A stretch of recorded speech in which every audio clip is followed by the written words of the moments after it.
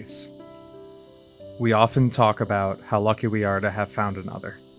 Part of me wants to believe that two loudmouths like us were bound to bump into each other in any universe, but I am still struck with the force of completeness that allowed us to find each other twice. The conventional rules of physics and college love generally state that two straight lines, or stubborn, career-driven people like us, should only intersect for a period of time and then move on to never cross paths again. We are incredibly fortunate that our nosy friends and our nosy family had quietly been egging us on for years. Their ability to get in our business has defied the rules of physics to such a degree that we are now standing here before each other to take two paths and merge them into one. We have invoked the phrase B'Sheret to describe each other. I can't confirm the heavenly meddling that led me to you, but for those people that were a part of this, and for those that get to watch us here, they are integral to our marriage. Our relationship has never been solely defined by the two of us in isolation. From the moment we met at that sketch and a cappella party, to this moment where a lot of those same people are present, and to everyone we have grown with since, we have been supported by our community, and I would like to thank them here and make a vow to continue that spirit of community and support in our lives. To experience life with you is a gift that reflects everything I cherish. Our harmony has been striking to people and obvious in its character. The way we move together has stopped a man on the street before, walking his Pomeranian, to ask if we were trained dancers. Our stride as coordinated and as purposeful as we have always been for each other. He also asked if we were siblings, which was weird. But what I think he meant is that he saw a deep understanding that we had for each other. I hope he still thinks about us as much as we still think about him. Our understanding for each other is what lets me know that we are doing the right thing. When I talk with you, I feel so strongly your consideration, your perspective, and your empathy. I hope that you see those in me. B'Sheret is the word of the day, inscribed in our rings, but it should not mean to be used preordained. I chose you, and you chose me, because of the ways we have found admiration in each other. Your ability to invest your time and energy to your passions is admirable. You're hardworking with clear goals, and I am so excited to be joining you as you progress through everything you have hoped to be. More than that is the joy you have for our life. It's apparent in small things. I'd watch you fawn over the first sprouts of our tomato seeds and talk to them in the morning. It speaks to who you are. You take so much care and act with so much intention. I continue to promise you that same careful love and attention. You are big-hearted, babies and dogs love you, and even the more discerning among us know that you are one of the best people to talk to through a problem or to rejoice in an achievement. It's been a big year, so we've done plenty of both, and every time I'm blown away by your understanding, support, and shared joy. There are many things I promise you, way more than I can list to fit our schedule. I promise you understanding and care, and I promise you evenings listening to Joni Mitchell. I promise you honor and celebration, and I promise you mornings filled with coffee and Augie quietly baking in the sun. I promise you openness and respect, and I promise you the best tomato pasta. You're my jar of honey, liquid or crystal, and everything in between. I love you.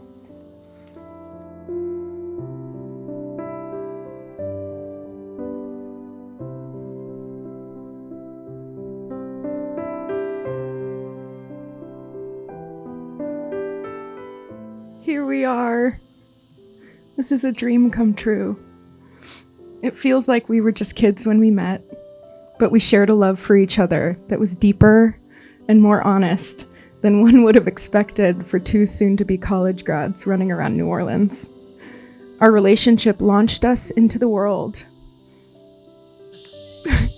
and into incredibly formative and separate chapters of our lives with this deep knowing of what true love and companionship could be.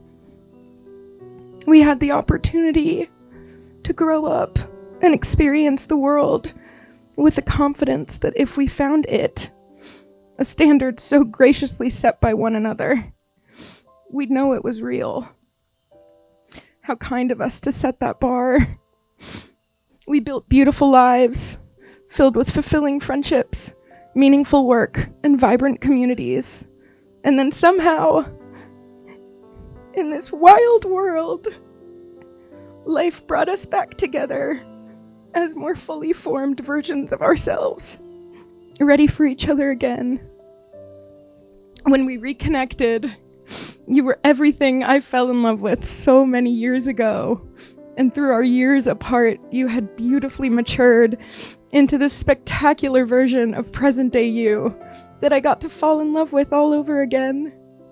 I remember feeling so tired when we got back together, which seems counterintuitive, considering how unbelievably excited I was. And it took a bit to realize that the exhaustion was actually just an incredible calmness. I run anxious, as you know. And this was something I had never really experienced before. Our reconnection felt like coming home. It was Basharat. Sam, you are kind and you are so funny. You are an eternal optimist and a true lover of life. I love your focus on the present and how you can be described as a vibes guy. I love your love of music, both old and new, your dedication to keeping your glasses and windshield clean, your ability to craft a perfect bite of food, and your endless nicknames for Augie. I love your unending curiosity for the world. You are a partner in every sense of the word. You support me in all of my ambitions, no matter how lofty they may seem. You don't just cheer me on, you actively find ways to lift me up. No matter how long or tough a day has been, you are always open and giving of yourself. Not a day goes by without you bursting through the door with a resounding, "Hey, baby!" And boy, do we laugh. We've had endless nights where we fall asleep laughing hysterically. Our life is light because we laugh. As I was writing my vows to you, I struggled to find the words for everything I wanted to promise you. The way I see it, vows are a declaration of intended action. So these are a start, but I want to invite us to expand these vows as our lives together grow and evolve. I vow to laugh with you every day. This will not be a hard vow to keep, but I just need to say it out loud. I vow to stay in the present moment with you, to always pause and breathe. I promise to cherish the small moments, like coffee in bed, a great song on vinyl, and the joy of tasting a homegrown tomato. I vow to approach our life the way that we've approached our scrappy little garden. Give it our best shot, see if it works, nurture it. If it works, celebrate every moment and marvel in its success, like our peas galore, our beautiful zinnias, and finding a local worm guy in our neighborhood. And if it doesn't work, pivot and adjust and come up with another game plan, like installing deer fencing, and then when said deer fencing didn't work, building a plan to grow our tomatoes on our roof. I predict we'll have a beautiful tomato harvest next year. I vow to show up with you and for you and always cheer you on. No matter the circumstance, I vow to put you in our relationship first. I vow to love you exactly as you are. Life is long and winding and will take us in all sorts of unexpected directions. The common thread through these inevitable changes will be my love for you. Our love story gives me a faith and trust in the universe that I didn't know could exist until we were together. Thank you for being my best friend and my home.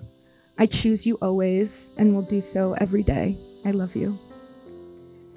So Grace and Sam, by the power vested in me, with the support of all of those around you, everybody here, I now declare you husband and wife. Sam, you may now kiss your bride.